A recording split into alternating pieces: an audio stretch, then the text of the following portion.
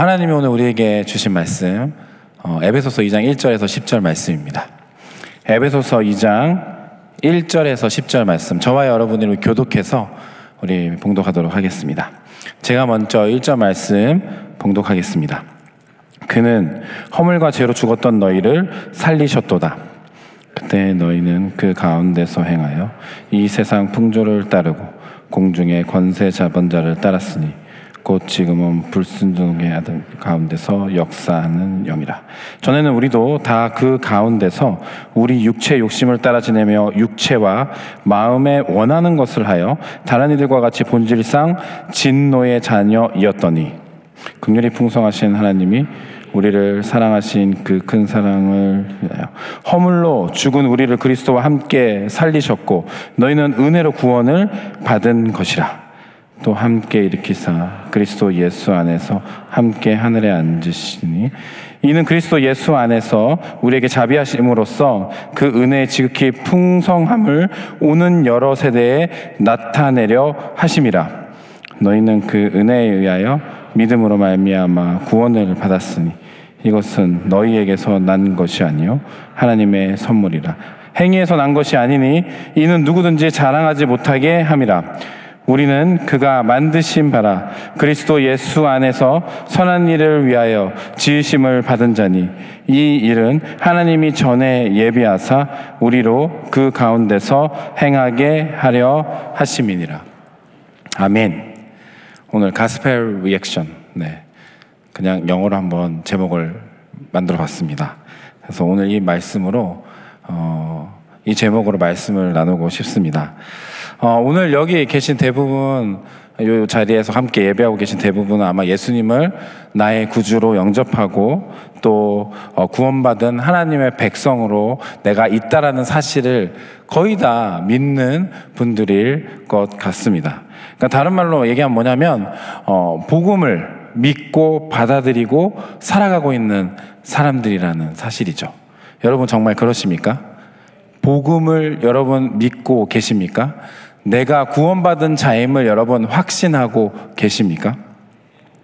그 전도 폭발 훈련이라고 있습니다. 우리 교회에서도 진행하고 있는데 그 전도 폭발 훈련을 받으면 한 40분 정도 되는 그 복음을 전할 수 있는 전체 내용들을 외우는 그런 훈련들입니다. 그래서 그것을 다 외우고 있다가 이제 전도 대상자가 만나면 이런저런 얘기를 하다가 도입 질문을 하고 그리고 난 다음에 복음의 내용을 쫙 정확하게 이제 시간이 허락되는 한도 내에서 전하는 것이 전도 폭발 훈련의 아주 큰 강점인데요.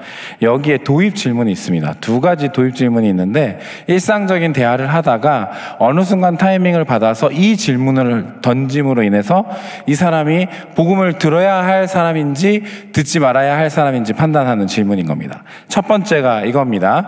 당신이 만약 오늘 죽는다면 천국에 갈 자신이 있습니까? 여러분, 제가 여러분에게 지금 질문한다면 뭐라고 대답하시겠습니까? 네 또는 아니오겠죠. 그리고 두 번째 하나 더 있습니다. 보통 이거 전도폭발 훈련을 받으신 분이 우리 중에 있는지 모르겠는데 이 훈련을 받으면 토시 하나 더 틀리면 안 됩니다. 원래 있는 그대로 거의 성경을 외우는 것처럼 암송하는 것처럼 처음에는 처음부터 끝까지 한 글자도 틀리지 않고 여기 하는데 저는 이 훈련을 받은 지 너무 오래돼가지고 이걸 자료를 찾아봤는데 너무 오래돼서 자료가 없더라고요.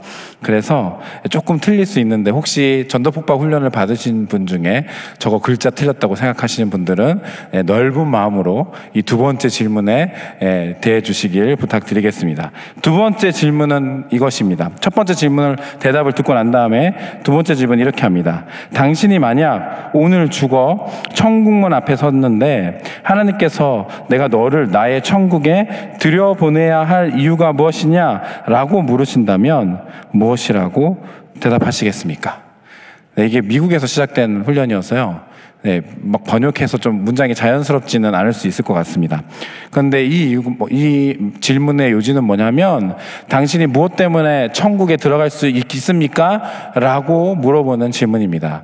복음을 들어야 할 사람들은 대체적으로 제가 그래도 완전 착하게 산 건 아니지만 비교적 법 어기지 않고 착하게 살았습니다. 남에게 패기치 않고 살았습니다. 뭐 이러면서 대답을 한다면 그렇다면 그 사람은 복음을 들어야 할 사람이죠. 우리가 그렇게 판단을 하는 것입니다. 여러분, 이 질문에 여러분 뭐라고 대답하시겠습니까? 오늘 죽어도 천국에 갈 자신이 있으십니까? 네. 왜요? 나는 누구를 믿으니까? 예수님을 믿으니까. 아마 다 그렇게 대답하실 것 같습니다. 거의 다요. 그런데 이것을 복음이라고 하거든요. 예수님이 나를 위해서 나를 구원하셨다. 이 땅에 오셔서 나를 위해 죽으시고 부활하시고 승천하시고 다시 오실 그 예수님이 나의 구원자이시다. 이것을 믿으면 나는 구원자로 살아갈 수 있다. 이게 복음이거든요. 네.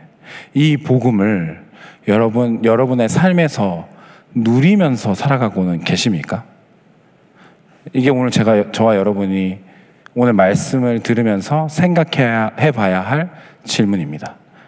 네, 우리가 복음을 믿기 때문에, 예수 그리스도를 믿기 때문에 구원받은 자임을, 내가 죽어서 천국 갈 것은 확신하고 있어요. 근데 지금 저와 여러분의 삶에서 그 복음이 누려지고 있습니까? 복음의 능력 이렇게 얘기하는데 그 능력이 과연 여러분의 삶에서 누려지고 있습니까? 아니면 그거는 그냥 내가 죽어서 천국 가는데 필요한 믿음 정도로만 생각하고 계십니까? 우리 모두 복음을 믿고 살아가고 있습니다. 그런데 우리의 삶의 여러 가지 환경들 속에서 우리에게 때로는 살아가는 데 있어서 어려운 상황들이 닥쳐오기도 합니다. 문제가 발생하기도 합니다. 복음을 믿고 하나님의 자녀로, 백성으로 살아가기 시작했지만 그렇게라고 생각하기에는, 내가 하나님의 자녀라고 생각하기에는 믿을 수 없는 일들이 우리에게 다가오기도 합니다. 그럴 때에 복음의 능력은 내 머릿속에서, 내 가슴 속에서 잊혀진 채 우리의 삶을 살아가게 되는 것입니다. 눈에 보이는 것들을 따라가려고 하고, 내가 이 위기를 해결하기 위해서 어떠한 것을 해야 할까, 눈에 보이는 해결점을 찾아가면서, 복음은 내 삶에는 능력이 없는 것 같고, 구원받는 데는, 내가 죽어서 천국 가는 데는 어느 정도 능력이 있는 것 같지만 내 삶에서는 전혀 영향력을 미치지 않는, 혹시 그런 삶이 저와 여러분의 삶은 아닌지 모르겠습니다. 오히려 주변에 복음에 붙들려서 복음을 믿고 그 능력으로 살아간다고 보이는 어떠한 사람을 마주하게 되면 그의 삶을 볼 때 저렇게 사는 것은 좀 부담스러운데 저렇게 살아도 될까? 혹시 그런 질문을 하시는 않으시는지 모르겠습니다. 아주 오래전에 개봉한 영화가 하나 있습니다. 근데 그 영화는 개봉했는데 관객이 얼마 들지 않았습니다. 그래서 망한 영화예요. 한 일주일 걸려 있었던 것 같아요. 근데 제가 놀랍게 그 영화를 제 돈 내고 봤습니다. 네. 그 일주일 사이에 어떻게 틈을 해서 그 제 돈 내고 봤어요. 근데 그 영화 제목이 뭐냐면 서서평 천천히 평온하게 라는 영화입니다. 이런 포스터 보신 적 있으십니까? 거의 못 보셨을 것입니다. 이 영화는 누구의 얘기를 다루고 있냐면 전라도, 또 광주, 제주 여기에서 선교사 사역을 하셨던 서서평 선교사님의 일대기를 다루고 있는 다큐멘터리 영화입니다. 다큐멘터리라는 영화의 그 장르에서 다큐멘터리로 구분이 되면 일단 관객이 안 드는데, 거기에 선교사님의 삶을 다룬 기독교 영화라고 하니까 사람들이 거의 보지 않았던 것 같습니다.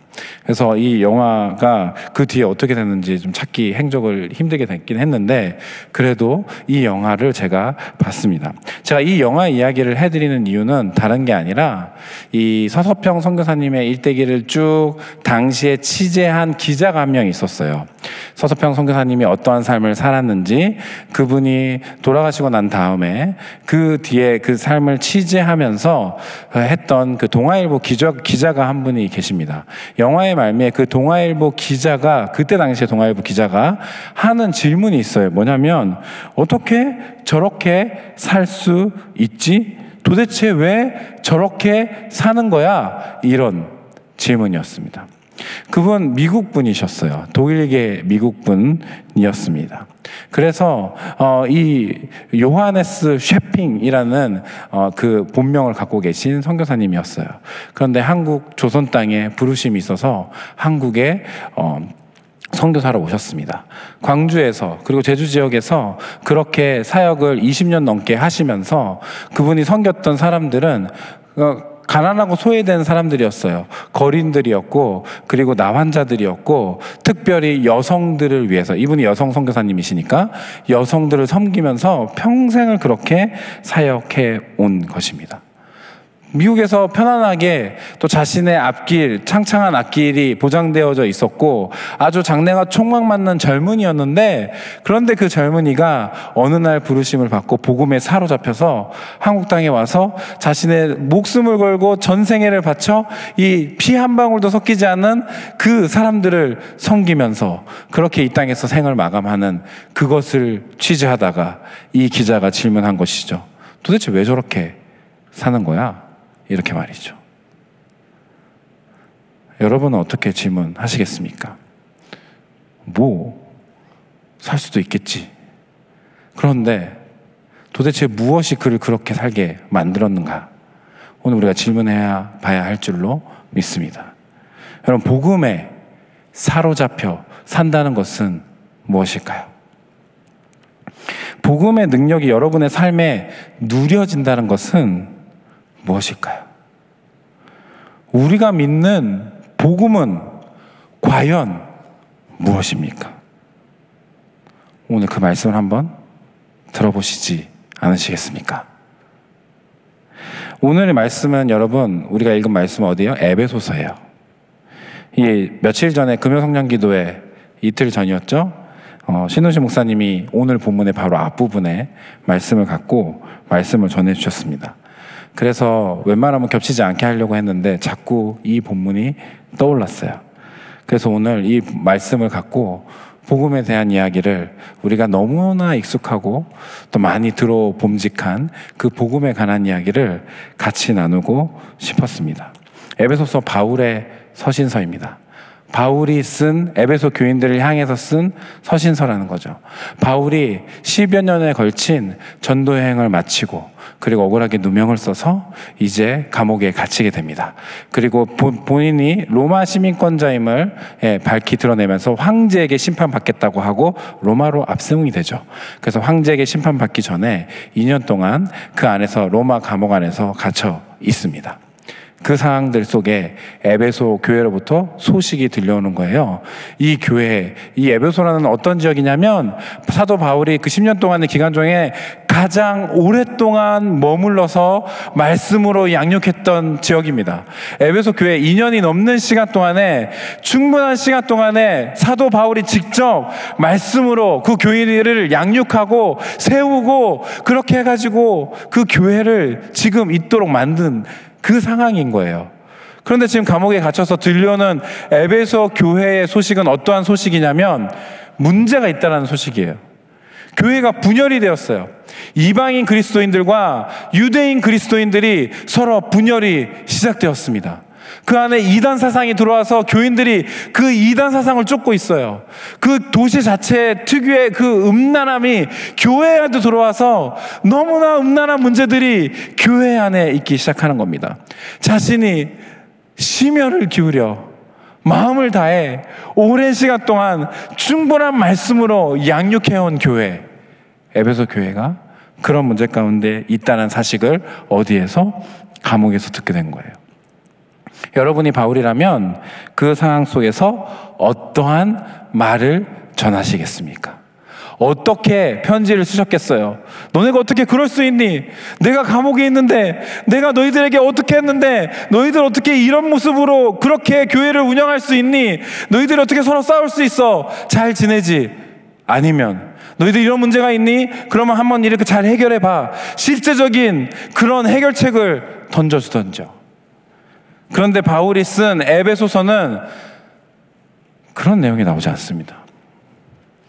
그런 내용이 나오지 않아요. 1장 1절에서 2절까지 인사합니다. 내가 그리스도 예수의 사도로서 갇힘받았다고. 그런데 내가 너희들에게 문안한다 라고 하면서 인사를 시작합니다. 그리고요 3절에서 14절까지 한 문장이에요. 엄청 길죠. 원래 바울은 단문으로 글을 잘 쓰는 사람이에요. 단어도 아주 기가 막히게 선택을 잘하는 사람입니다. 탁월한 사람이에요. 근데 에베소서는 정말 이상해요. 계속해서 했던 얘기를 또 하고 하는 느낌이에요. 문장도 너무너무 길어요. 조금 잘못하면 집중이 안 될 정도로 너무 깁니다. 3절에서 14절까지 삼위 하나님이 우리를 구원하시기 위해 어떤 일들을 하셨는지 적어나가기 시작합니다. 찬송하리로다 라고 선언한 다음에, 그리고요 15절부터 23절까지 에베소 교회를 향한 바울의 기도의 내용이 있어요. 제가 오늘 이건 본문이 아니기 때문에, 그리고 우리가 금요일에 살펴봤기 때문에 제가 자세히 말씀드리진 않겠지만, 이 기도의 내용이 4가지의 기도 제목이 있습니다. 첫 번째, 에베소 교인들이 하나님을 알게 해주세요. 두 번째, 부르심의 소망이 무엇인지 알게 해주세요. 세 번째, 그 하나님의 기업의 영광의 풍성함이 무엇인지 알게 해주세요. 네 번째, 하나님의 능력이 지극히 크심을 알게 해주세요. 에베소 교회가 당면한 문제에 관한 이야기들이 있습니까? 없어요.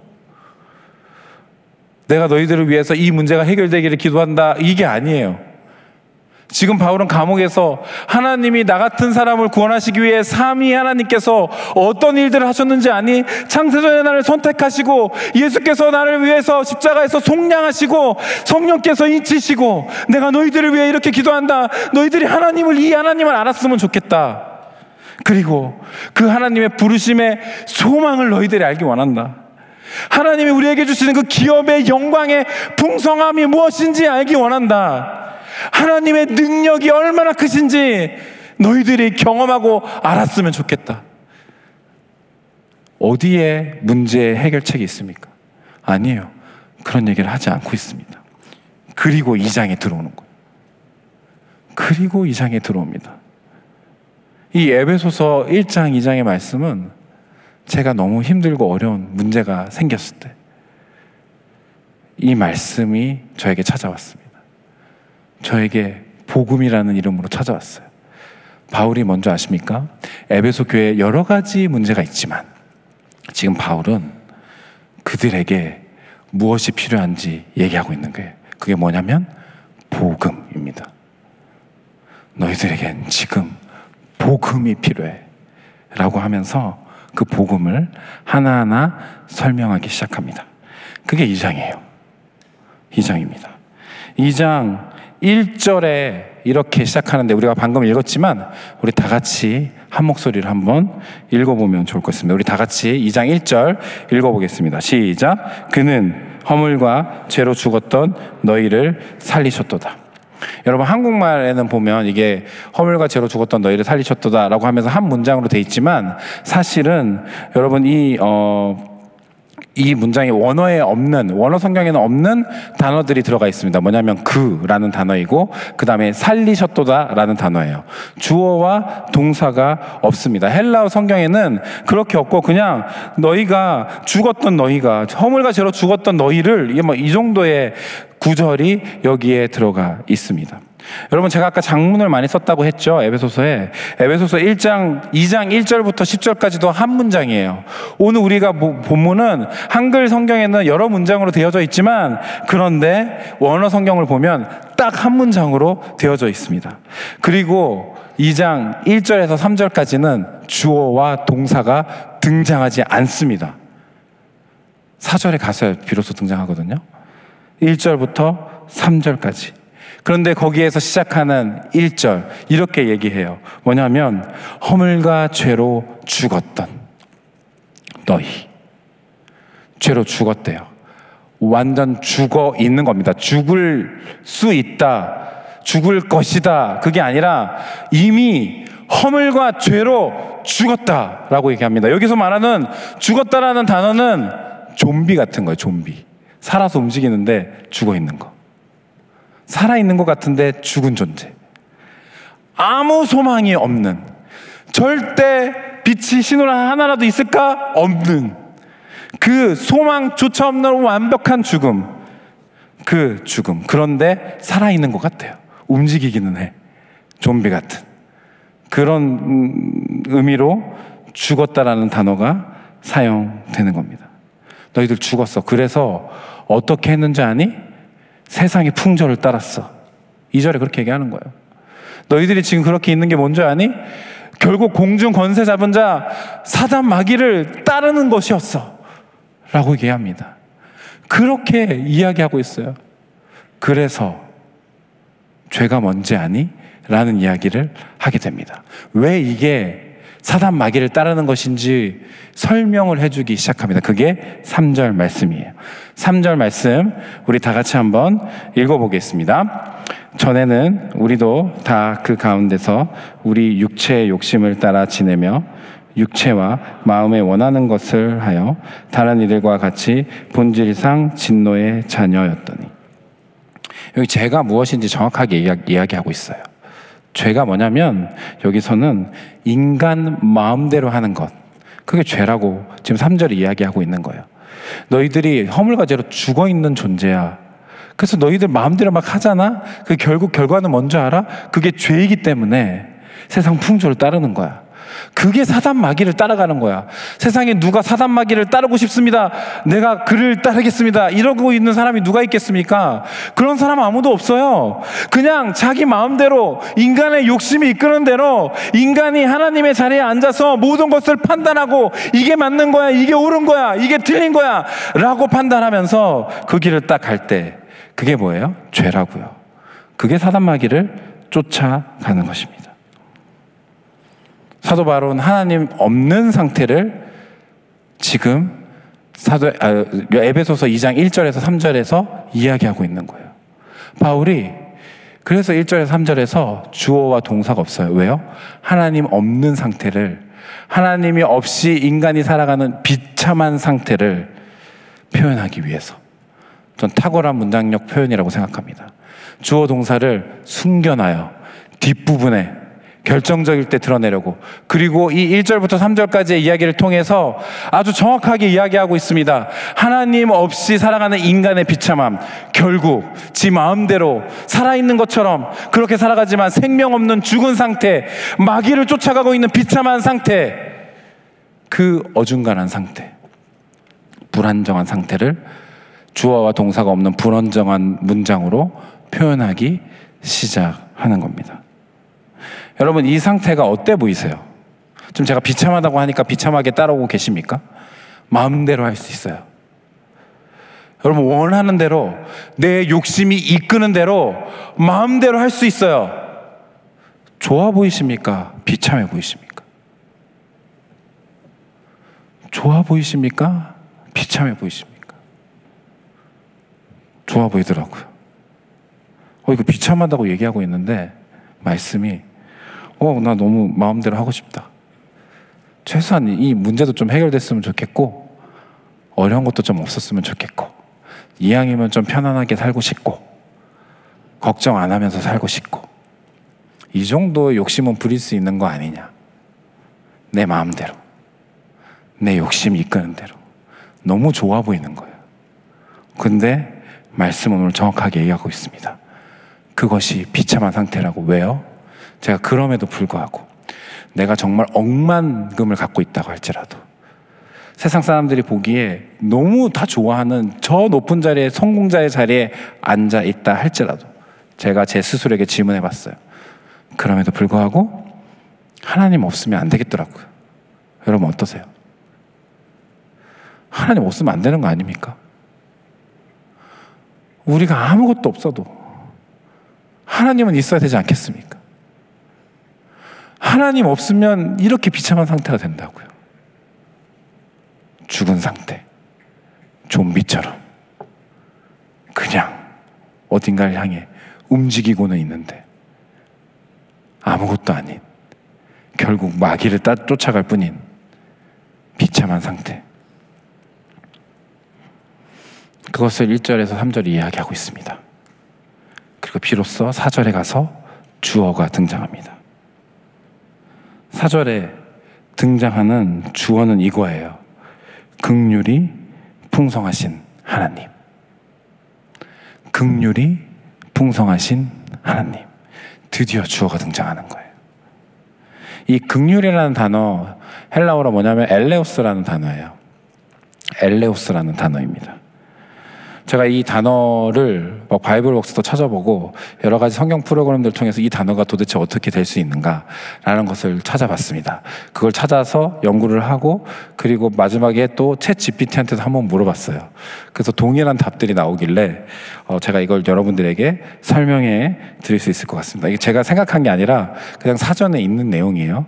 사전에 있는 내용인데 이 엘레오스라는 단어는 히브리어로 하면 라함이라는 단어, 레헴이라는 단어. 그러니까 라함과 레헴은 라함은 동사형이고요. 레헴은 명사형입니다. 그래서 그 레헴이라는 단어로 번역될 수가 있어요. 이 레헴이라는 단어는 뭐냐면 태, 자궁 이런 뜻을 갖고 있습니다.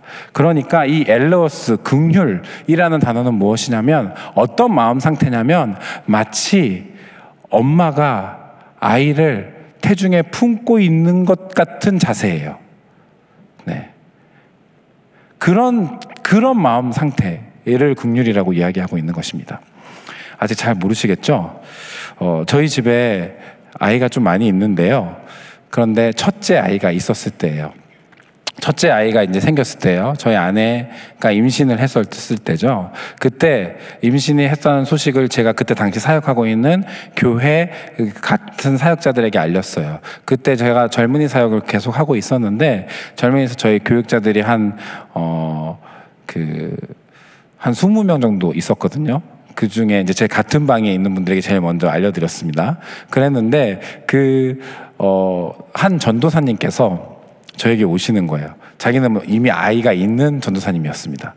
그 전도사님이 오셔서 제가 그때 전도사였으니까 전도사님이라고 얘기하는 거예요. 그래서 네 축하드려요 그럽니다. 그랬더니 이제 하신 얘기가 아닌 거예요.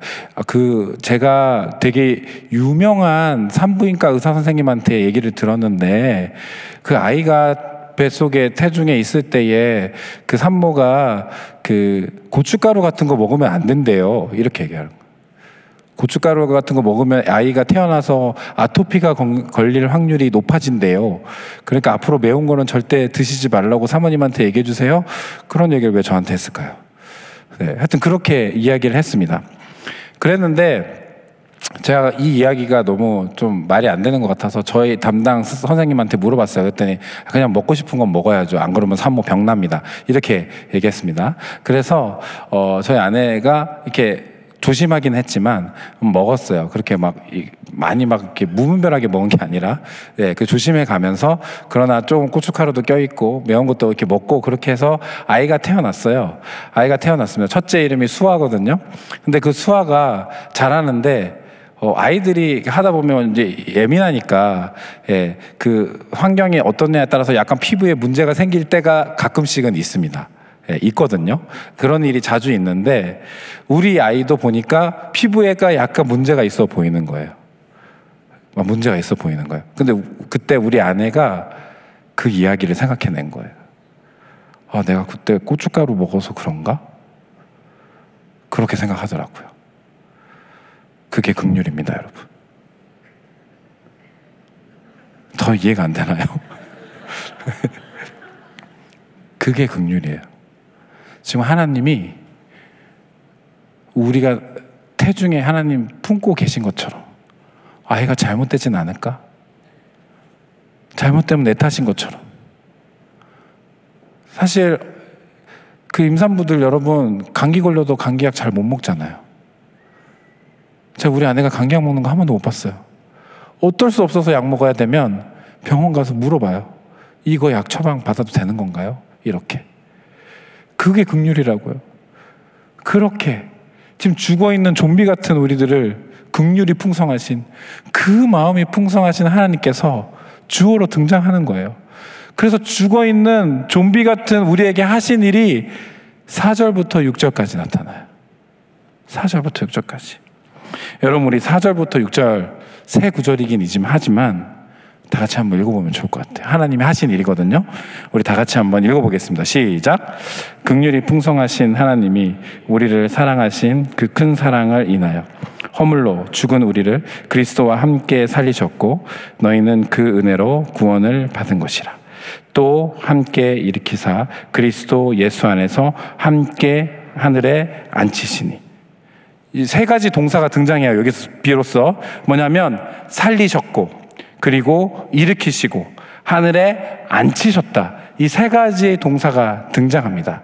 그런데요, 오늘 금방 읽은 말씀 한 번만 더 화면에 띄워주실래요? 여기에 반복적으로 들어가는 단어가 있어요. 반복적으로 들어가는 단어 무엇입니까? 5절과 6절에 반복적으로 그리스도와 함께, 또 함께 일으키시고, 그리스도 예수 안에서 함께 하늘에 앉히시니, 함께라는 단어가 등장하고 있어요.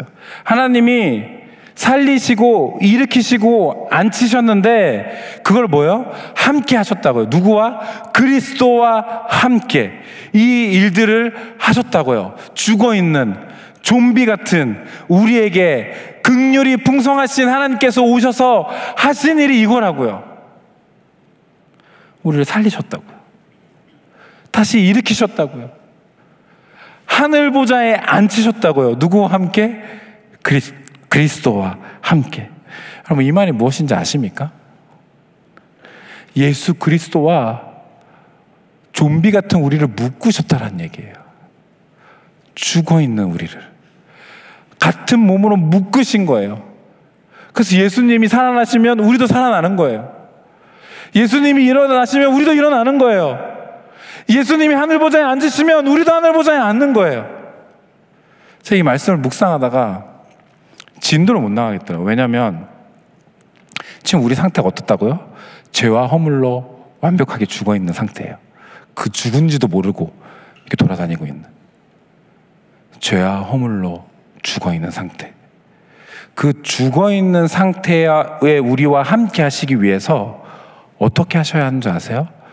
온 만물을 지으시고 온 땅을 지금도 다스리고 계시며 전능하신 창조주 예수님께서, 그 하나님께서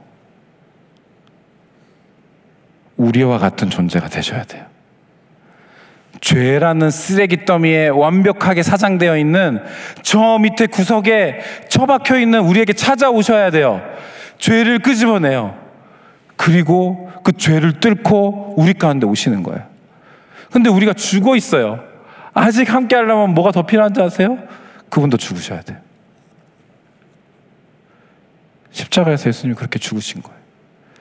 죽으시고 이제 드디어 우리와 함께 묶을 수 있게 되셨어요. 묶으셨어요. 그리고 살아나신 거예요. 그리고 우리를 살리신 것입니다. 말이 됩니까?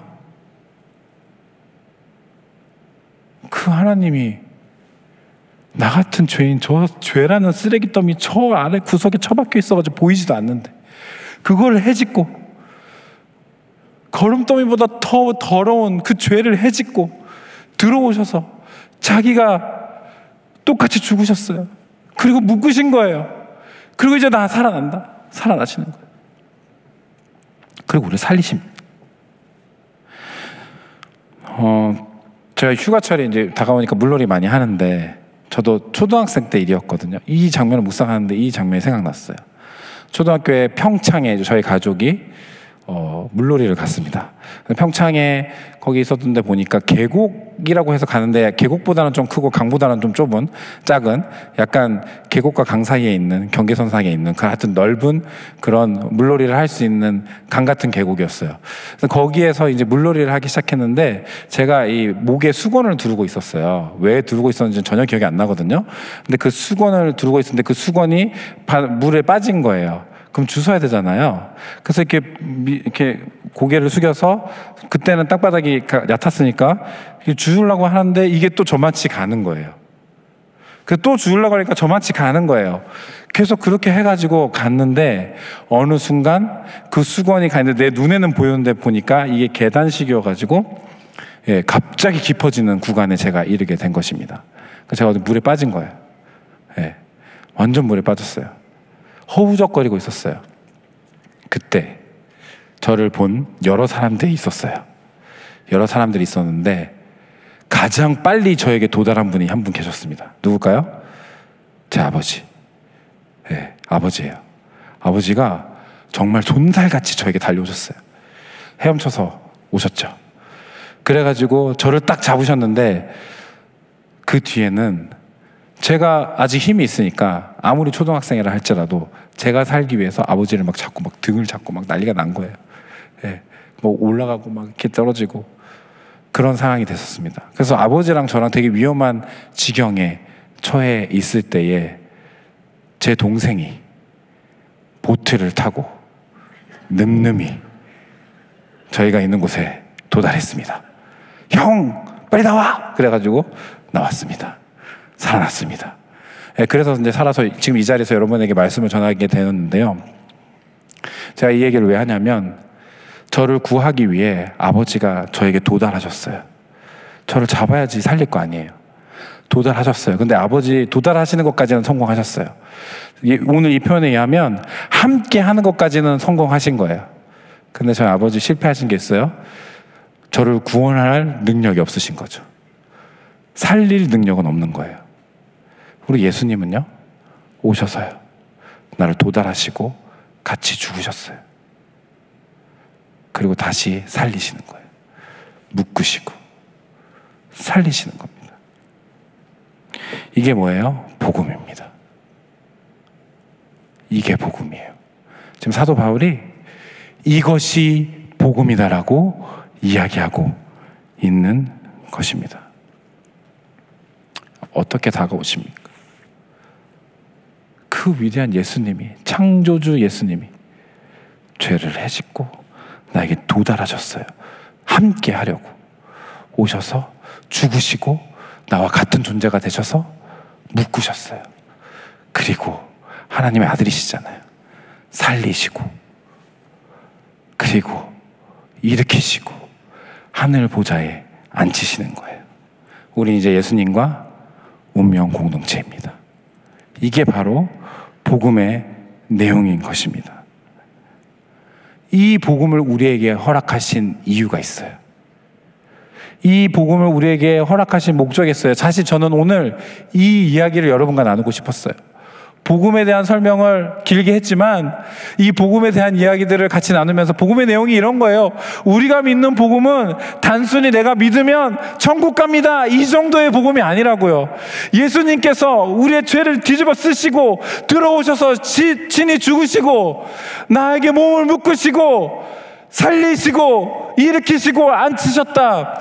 이 놀라운 이 소식, 이 복음을 제가 여러분들에게 설명했습니다. 이것을 우리에게 허락하신 이유가 있다라는 거예요. 그게 7절과 10절에 나타나는데요. 오늘 7절 말씀을 다 같이 한번 읽어보겠습니다. 7절 말씀 다 같이 한번 읽어보겠습니다. 이는 그리스도 예수 안에서 우리에게 자비하심으로써 그 은혜의 지극히 풍성함을 오는 여러 세대에 나타내려 하심이라. 하나님의 은혜의 지극히 풍성함을 여러 세대에 나타내기 위해, 하나님의 은혜의 풍성함을 나타내기 위해 우리에게 그 놀라운 복음을 허락하셨다라는 거예요. 예수님께서 우리를 그 몸을 묶으시고 죽으셨다가 다시 우리를 살리시고 일으키시고 다시 그 보좌에 앉히셨다라는 거예요. 하나님이 놀라운 일들을 하셨다는 겁니다. 왜? 하나님의 은혜의 그 풍성함을 보이기 위해서, 나타내기 위해서. 그 은혜의 풍성함을 어떻게 나타냅니까? 무슨 방법으로 나타내는 것입니까? 그게 8절과 9절의 말씀이에요. 자, 우리 8절과 9절 말씀 우리 마지막으로 다 같이 한번 읽어보겠습니다. 시작. 너희는 그 은혜에 의하여 믿음으로 말미암아 구원을 받았으니 이것은 너희에게서 난 것이 아니요 하나님의 선물이라. 행위에서 난 것이 아니니 이는 누구든지 자랑하지 못하게 함이라. 이 놀라운 은혜, 나를 살리시고 일으키시고 하늘 보좌에 앉히시는 이 놀라운 은혜가 하나님의 무엇이다? 선물이다. 너희들은 어떤 존재냐? 그 선물을 받은 존재라는 이야기입니다. 하나님의 은혜의 풍성함을 나타내는 것은 무엇입니까? 선물 받은 자로 있으면 되는 거예요. 내가 잘해서 이것을 얻어낸 거야. 내가 이것을 성취한 거야. 내가 무슨 자격 조건을 갖추고 있어서 이것을 받은 거야. 그것은 나의 자랑거리가 될 수 있죠. 그것은 나의, 또 그것을 얻기 위해서, 그 은혜를 얻기 위해서 내가 그 자격을 갖추기 위해 무엇인가 노력을 할 수 있죠. 일을 열심히 할 수 있겠고, 교회 사역을 열심히 할 수 있겠고, 무엇인가 하나님 앞에 헌금을 열심히 하는 표현을 할 수 있겠고, 다양한 표현을 할 수 있겠죠. 그런데 지금 그게 아니라고 얘기하는 거예요. 일 잘할 필요 없어. 사역 잘하면 좋죠. 그게 중요한 게 아니야. 무엇이냐? 이건 내가 너에게 선물로 준 거야. 선물로 준 건 뭐예요? 받고 감사하면 되는 겁니다. 선물로 준 거는 받고 감사하면 되는 거예요. 그렇게 있으면 너의 애를 통하여 그 은혜의 풍성함이 다른 사람에게 이 세상의 여러 세대에 보일 것이다. 지금 이렇게 얘기하는 겁니다. 하나님의 은혜의 풍성함을 어떻게 나타내시겠습니까? 선물 받은 사람으로 사시면 돼요. 그 마음으로. 선물 받은 사람으로 존재하시면 되는 겁니다. 다른 말로요, 은혜 받은 사람으로 존재하시면 돼요. 뭘 하라는 게 아니에요. 뭘 위대한 걸 드리라는 게 아니에요. 기억하라고요. 나는 선물 받은 사람이다. 나는 이 놀라운 은혜를 받은 사람이다. 아무 자격도 없는데 그 놀라운 은혜를 받은 사람이다. 그것을 기억하며 살으라고요. 그 은혜에 반응하며 살면 되는 거예요. 여러분, 사역 좀 잘하면 좋죠. 그런데 못해도 돼요. 은혜를 기억하며 사십시오. 여러분, 돈 많이 벌어서 하나님 앞에 헌금해도 좋죠. 여러분 하시는 일들이 너무 성공해서 하나님 앞에 영광 돌려도 좋죠. 다 좋아요. 그런데 하나님의 은혜를 잊는다면 그건 아무것도 아닌 것입니다. 하나님 그 은혜의 풍성함을 이 여러 세대에 나타내기 위해 그 놀라운 은혜를 우리에게 부어주셨는데 딱 한 가지, 너희들 그거 선물이야. 선물 받은 자로 감사하면서 살면 돼. 그 이야기를 하고 있는 것입니다. 이번 여름에 우리 교회에서 또 젊은이 공동체에서 아울리치 많이 가요. 젊은이 일부 지난주에 갔다 왔고요. 네, 250명 정도 되는 지체들이 갔다 왔어요. 젊은이 2부도 이번 국내 아울리치 200여 명 되는 우리 지체들이 갑니다. 해외에도 그렇게 한 30여 명 되는 우리 지체들이 또 우간다로, 인도로, 일본으로 가게 됩니다. 젊은이 3부도 지체들이 해서 그 고성으로 또 아울리치를 떠나게 됩니다. 여러분 가서 사역 잘하면 너무 좋고요. 또 일 잘하면 좋아요. 그런데 제가 기도하겠습니다. 우리의 이 모든 일들을 통해서 하나님의 은혜의 풍성함이 그곳 가운데 보여지길 주님의 이름으로 축복합니다. 저 그렇게 기도할 거예요. 저는요, 우리 교회, 우리 모든 성도들이 이 이야기를 들었으면 좋겠어요. 쟤네들은, 저 호산나 교회 성도들은 왜 저래? 도대체 뭐가 좋다고 맨날 저렇게 저러면서 사는 거야? 도대체 왜 저렇게 사는 거야? 저는 아무리 봐도 힘들어 보이는데 왜 저렇게 감사하면서 찬양하면서 살지? 왜요? 우리는 하나님의 은혜를 받은 자들이기 때문에 그렇습니다. 은혜 받은 자로 존재하십시오. 은혜 받은 자로 존재하십시오. 가스펠 리액션. 그래서 이게 오늘 말씀의 제목입니다. 그 복음에 합당한 반응. 여러분 오늘 말씀을 시작할 때 제가 나눴던 영화 이야기 있죠? 그 영화의 마지막에 보면 이제 서서평 선교사님께서 소천하셔요. 소천하십니다. 근데 그 사인이 뭔지 아세요? 영양실조. 가난하고 굶주린 자들을 먹이시면서 평생을 바치셨는데 그분은 정작 영양실조로 숨을 거두셨어요. 남긴 게 있어요. 담요 반장, 쌀 2홉, 그리고 현금 27전. 그게 다였다고 합니다. 그리고 그녀의 책상에 있었던 글귀가 있어요. Not success, but service. 성공이 아니라 섬김.